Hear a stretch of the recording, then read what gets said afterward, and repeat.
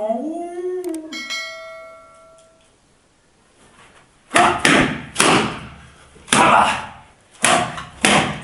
مردک تینجیایی که ترخ کردسی آخه گفتم زنک یک شبک به حضور خورین و چی کار کردسی در اینجا تو؟ و نمیبینی پاشا کشتیسم پاشا زنک 3 تا پاشا کشتم 2 تنر 1 تا موده او با تو نر مادو بدنی ویا را ای کجا فهمیدی؟ خیلی نمیفهمم زنک و نروش در برای تلویزیون ششتگی فوتبال تماشا داشتم با اوش ای کجا فهمیدی که ماده بودن؟